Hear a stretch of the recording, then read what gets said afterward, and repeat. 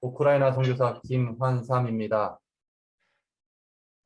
제가 왜 구태여 다 알고 계신 우크라이나 선교사라는 말을 왜 하냐면 예전엔 참 우크라이나 선교사라는 게 아, 참 그렇게 막 자랑스럽지는 않았습니다. 사실은 자랑스럽지는 않았어요.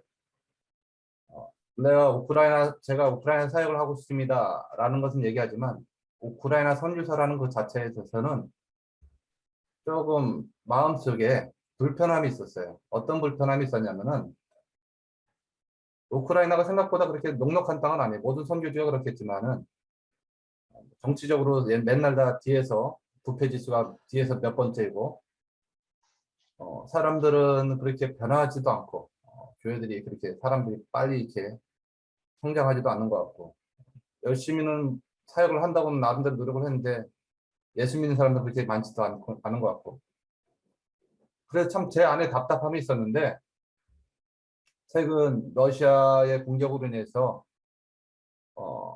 우크라이나 사람들이 모습을 보게 됐어요. 일반적으로 사람들이 말하기를 우크라이나가 한 2, 3일이면 러시아에 정복당할 것이다라고 예측을 했었는데 그 예측과 달리 상당히 잘 싸워주고 있어요. 맨몸으로. 그걸 보면서 어, 방송에서도 많이 이렇게 언급되었던 것처럼 막 세계적으로 우크라이나에 대해서 많이 놀라워하고 있잖아요. 그거 보면서 내가 저 사람들을 섬기고 있구나. 내가 저 사람들과 함께 일을 했었구나에 대해서 너무 제 안에 어떤 자랑스러움이 있어요. 그래서 지금은 어딜 가든지 제일 먼저 하는 말이 저는 우크라이나 선교사 김한삼입니다라는 말을 합니다. 그래서 여러분들도 알고 계셨겠지만은 다시 한번 제가 우크라이나 선교사 김한삼이라는 걸 좀 자랑하고 싶었어요. 자랑하고 싶었던 마음이 있었습니다. 제가 사실 우크라이나 나올 때 그렇게 편한 마음으로 나오진 않았습니다. 지금 아까 권사님도 홍정희 권사님도 YM 멤버들이 많이 그 우크라이나 키예브에 남아 있다라고 얘기하셨는데 사실 제가 나올 때는 좀 많이 불편함이 있었어요. 어떤 불편함이 있었냐면은 한국에서는 여행 4단계로 해서 선교사들 강제 철수하라고 이렇게 내려왔어요. 근데 미국 선교사들을 보니까는 그 자율적인 부분이 더 강조되어졌더라고요. 그래서 미국 선교사들은 남아 있는데 이 한국 선교사들은 어쩔 수 없이 나올 수밖에 없는 그런 상황이 되었습니다. 제가 16일 날 나왔는데 15일 날, 16일 날 폭격이 있을 거라고 바이든이 얘기해가지고 뭐 대사관에서 빨리 나가셔야 됩니다. 막 어떻게 나갈 계획은 어떻게 세우고 계십니까? 계속 그런 전화가 오고 그러니까는 그것도 우리 교회 리더십들이 보고 그래서 어떻게 하면 좋을까 상당히 고민을 했어요. 사실 우크라이나 마지막 일주일 동안은 잠을 잔 게 총 10시간도 안 돼요. 일주일 동안. 나가야 될까 말아야 될 것인가 막 고민을 했어요. 그런 고민 가운 속에서 결국은 저는 이제 사실은 전쟁이 일어날 거라고 생각하지는 않았어요. 개인적으로. 그래 나는 그래 어차피 전쟁은 일어나지 않을 것 같고 그러면은 어, 정부에서 말을 안 따르면 여권을 무효화시킨다고 하니까 말을 듣고 2주 뒤에는 들어가자. 그렇게 생각을 했던 거예요. 전쟁 뭐 16일 날 지나면은 전쟁이 그냥 일 안 일어났네. 다시 평화로운 상태가 됐네. 그럼 다시 2주 뒤에 들어가겠다. 그런 생각을 갖고 나왔었어요. 그럼에도 불구하고 제가 떠나면서도 어떤 부분이 마음에 걸렸었냐면은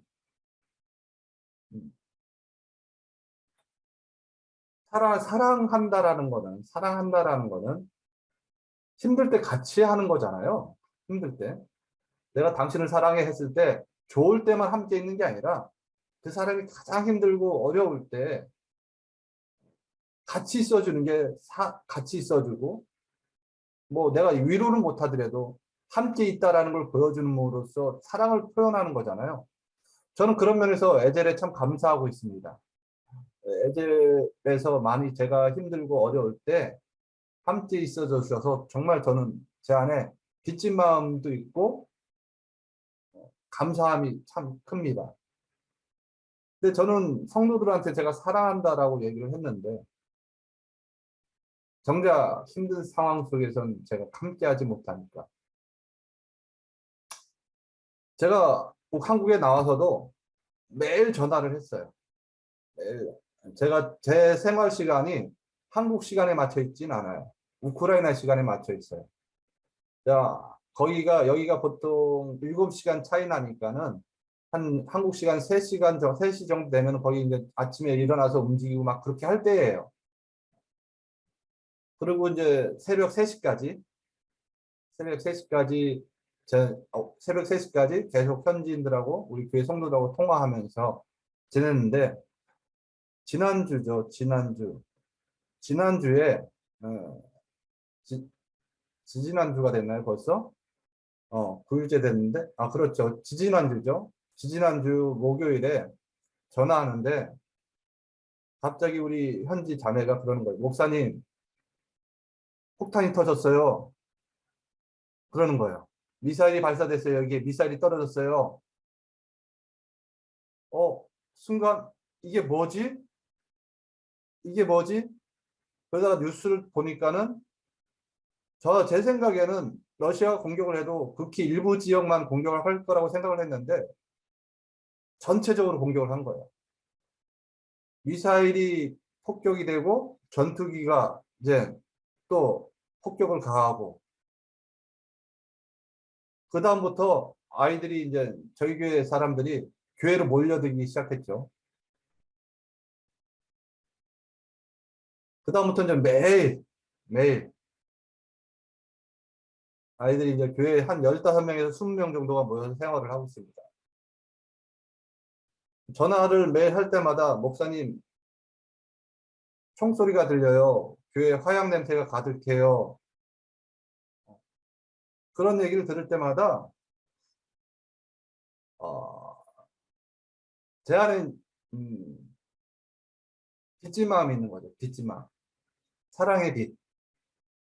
제가 늘 이제 영적 아비라고 얘기를 하고 목자라고 얘기를 하는데 그들이 고통 가운데 있을 때는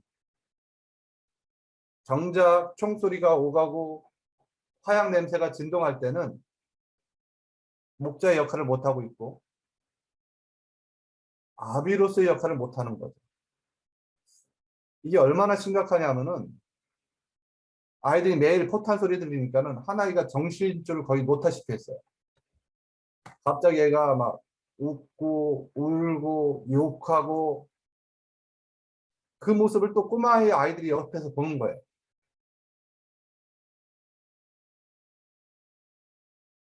아, 이게 참 어디 가서 말도 못 하겠더라고요. 제가 어, 제가 이제 그런 상황 속에 있고, 예, 제가 사역하는 도시는 바로 크림 윗지역이에요. 크림 윗지역이라고, 크림에서 여러분들 그 흑해 크림 반도라는 거 아시죠? 크림 반도와 이 우크라이나 안에서, 돈바스 지역이라고 있어요. 항상 예전부터 2014년도에 돈바스 지역을 빼앗겼는데, 크림과 돈바스 지역을 빼앗겼는데, 저희 지역은 바로 그 샌드위치 돼 있는 지역이 있어요. 중간 지역이 있어요. 그러니까 항상 어딜 가든지 저희 도시는 크지는 않아요. 한 15만 되는데 항상 BBC 뉴스나 어디 큰 뉴스를 보면은 저희 도시 지명이 꼭 나와요. 왜냐하면은 그 길목에 있기 때문에. 그래서 상당한 접전이 예상되는 지역이다라고 항상 뉴스가 나왔었어요. 그런 지역이기 때문에 다른 지역보다 텐션이 더 컸죠. 특별히 제가 생각하기에는 이렇게 전쟁이 전폭적으로 일어나지 않을 거라고 생각하고 가장 위험한 지역이 우리 지역이라고 생각을 했는데 지금은 뭐 보니까 푸틴이 키예브, 옛날 키예브부터 시작해가지고 뭐 큰 도시들, 저희 지역이 아닌 더 큰 도시들 막 폭격을 가해가지고 전역을 폭격을 하니까는 정신이 없는데, 뭐 그건 여러분들 뉴스에 보면 비참한 상황들 너무 많이 나오잖아요. 그죠? 뭐 지금 학교가 한 300개가 폭파됐다고 그러더라고요. 학교 건물들이. 뭐 어린이 병원, 아이들이 누워있는 병원들도 폭파시키고 있고, 예전에는 처음에는 이 사람이 민간 공격을 안 하려고 그랬었어요. 군시설만 폭파시켰는데 지금은 이제 그건 중요하지 않은 것 같아요. 민간인들도 폭격을 당하고 있어요. 상황 속에서. 이런 전체적인 뭐 지금 뭐 최소한 민간인이 2,000명, 3,000명이 죽었다고 하니까 어린아이도 죽고, 더 문제는 어떤 부분이냐면은 병원이 폭파되니까는 아픈 사람들이 가서 치료받을 치료받을 장소가 없다라는 거예요. 그리고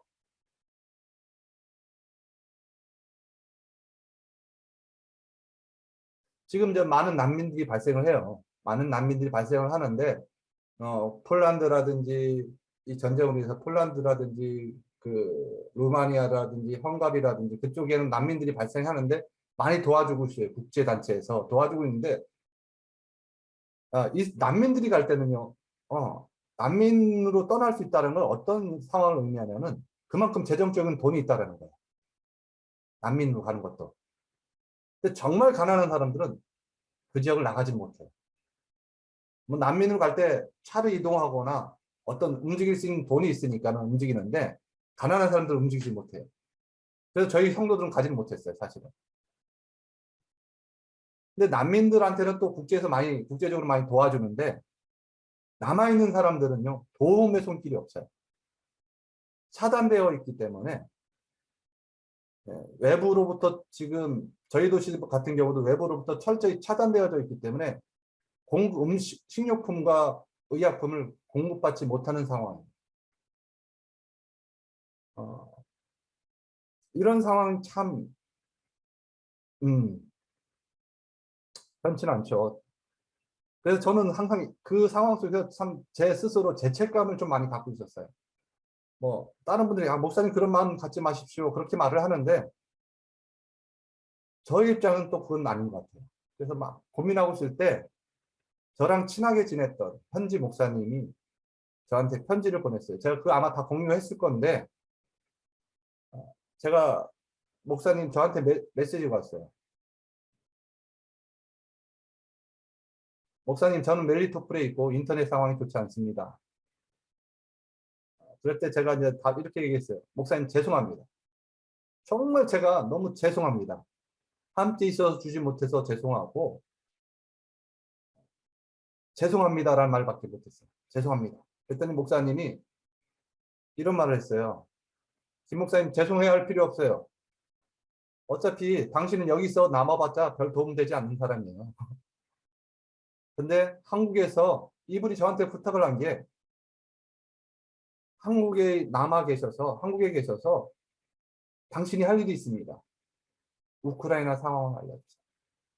우리가 어떤 어려움을 겪고 어떤 비참한 상황을 경험하고 있는지를 알려주십시오. 이 메시지가 참 저한테 힘이 됐던 것 같아요. 힘이 됐고, 그분이 말씀하시기를 저희도 지금 이 땅에서 기도하고 있습니다. 매일 모여서 예배드리고 있고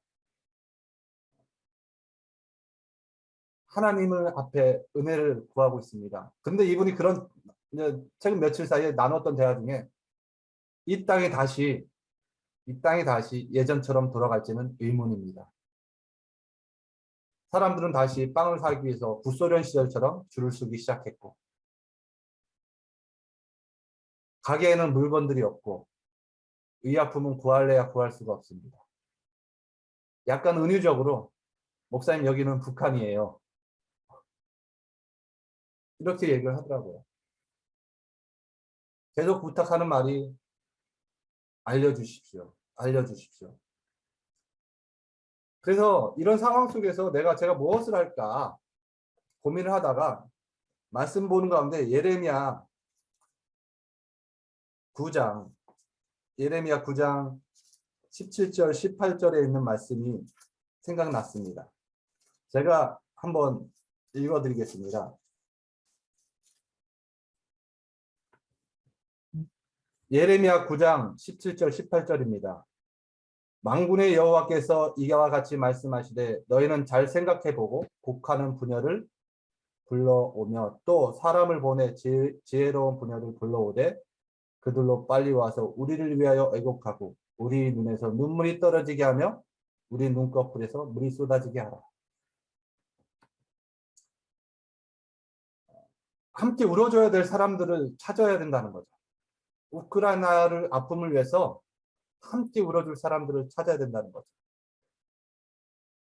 그들이 얼마나 비참한 상황 속에 있는지 여러분들 정말로 생존에 목숨이 왔다 갔다 하는 상황 속에서는 살아남기에 급급하지 내가 이렇게 힘들어요 라고 말을 못한다는 거예요. 며칠 전에 저희 교회 전도사하고 통화하는 가운데 갑자기 소리가 뻥뻥 들리는 거예요. 큰 소리가. 그러더니 갑자기 아이들이 후다닥 뛰어가는데 무슨 일이야 그랬더니 목사님 지금 미사일이 떨어졌어요. 2개가. 그래서 저희 빨리 들어가야 돼요. 저희 부엌 안에 음식물 저장 창고가 있어요. 음식물 저장 창고가 있는데 거기에 20명이 들어가는 거예요. 정말 좁은데 소리를 피해서. 거기 가서 보통 한 번 들어가면 3시간, 4시간 있는 거죠. 폭탄 소리가 끝날 때까지. 그리고 또 어느 날은 또 자다가 폭탄 소리가 터지면은 또 빨리 애들 데리고 포탄 소리로 그 포탄을 피해서 지하 조만한 뭐 한 2~3평 정도 되는 곳밖에 안 돼요. 거기 20명이 쪼그리 앉아 있는 겁니다. 이런 상황 속에서 우리는 그들을 위해서 좀 울어줘야 되지 않겠는가. 하나님,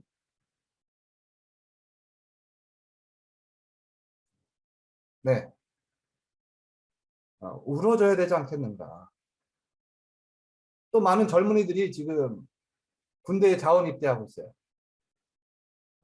자원 입대해서 지금 자기 우크라이나를 지키겠다고 하고 있고, 지금 매일 뉴스 속에서 저희 이제 멜리토폴 지역 소식을 듣고 있는데, 저희 지역은 벌써 러시아 땅이 돼버렸어요.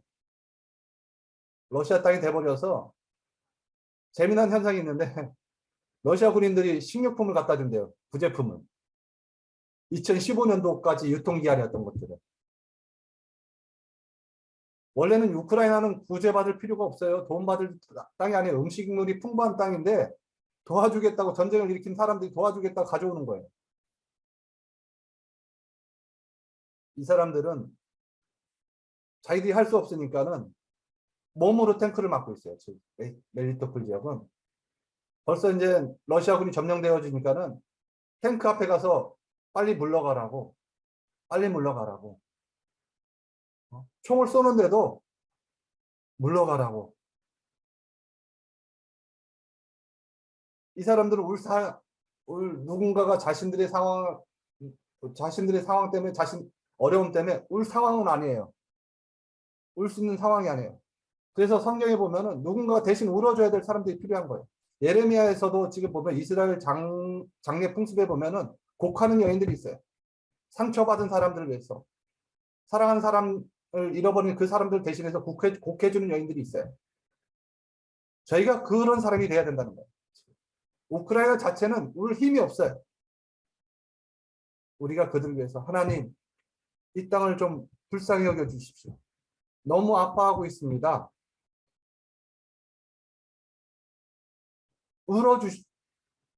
하나님 불쌍히 여겨 주십시오. 아이들이 죽어가고 있고 민간인 집들이 폭격당해서 사람들이 죽어가고 있고 처참하게 푸틴은 지금 제정신이 아니거든요. 심지어는 저희 지역에서 한 60km 떨어져 있는 지역에 세계 유럽 최대 원자력 발전소가 있어요. 이거 갖다가 위협을 하고 있어요. 이것도. 이 제정신이 아닌 거죠. 여러분들 울어주셔야 됩니다. 하나님, 이런 상황입니다. 러시아 군대가 지금 잔혹하게 사람들을 죽이고 있고 미사일로 폭격하고 있고 아이들 죽이고 있습니다. 한 도시를 완전히 폐허로 만들어 버리고 있습니다.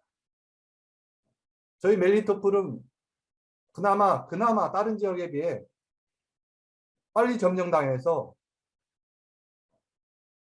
이렇게 뭐 다른 키예브라든지 큰 도시에 비해는 이제 많은 건물들이 폐허가 되지는 않았어요. 단지 저희 지역은 이제 먹을 게 없어서 문제인 거예요. 먹을 게 없어서. 식료품이 없어서 문제인데 울어주세요. 저는 에젤 식구들이 지금도 계속 열심히 여러분들이 기도해 주셨고 우크라이나에서 기도해 주셨고 울어주셨던 것처럼 이 전쟁이 끝날 때까지 계속 울어주세요. 우크라이나 사람들이 울 힘이 없습니다. 지금 죽느냐 사느냐, 이 목사님 나중에 아까 편지 나눈 목사님 저한테 뭐라고 말씀하셨냐면, 목사님 제가 언제까지 살아있을지 모릅니다. 제가 언제까지 살아있을지 모르겠습니다. 제가 그런 말을 들었을 때 참 마음이 아팠어요. 제가 그래서 목사님한테, 목사님 살아남으셔야 됩니다. 이분이 우크라이나, 그나마 그래도 우크라이나에서 영향력 있는 목사님이신데 목사님 살아남으셔야 됩니다. 제가 목사님 살아남으셔서 내가 다시 우크라이나 가면은 아주 멋있게 풍성한 상차림을 한번 해드리겠습니다. 그래서 우리 맛있게 그때 한번 음식 먹읍시다. 목사님 그때까지 우리가 좀 인내하면서 살아남아 주십시오. 그런 얘기를 했는데 여러분들 우크라이나를 위해서 울어주세요. 애곡하는 여인들이 되어주세요. 하나님 앞에 하나님이 우리가 곡하는 소리를 들을 수 있게끔, 저기 곡하는 소리가 들리는데 저희 왜 쟤들이 곡하지? 우크라이나 때문에 쟤들이 곡하고 있구나. 애곡하고 있구나. 그런 하나님의 음성이 들릴 수 있도록 여러분들 울어주시기 바랍니다. 이상입니다. 우리 시간 잠깐 제가 몇 가지 기도 제목을 놓고 기도했으면 좋겠습니다. 첫 번째는 제가 4가지 정도 기도 제목을 놓고 기도하려고 하는데, 첫 번째는 러시아 군이, 저는 러시아 군대가 싸워서 러시아 군대가 져가지고 철수하는 게 아니라 자발적 철수를 했으면 좋겠어요. 러시아 군인들도 원치 않게 왔어요. 우크라이나 땅에. 상관들의 명령에 의해서. 그래서 빨리 그냥 피 더 이상 흘리지 않고 러시아 군대가 우크라이나 땅에서 조용히 물러갈 수 있도록, 더 이상 전쟁을 치르지 않고 물러갈 수 있도록 그것을 놓고 좀 기도해 주셨으면 좋겠습니다. 우리 다 같이 이 시간 기도하시겠습니다.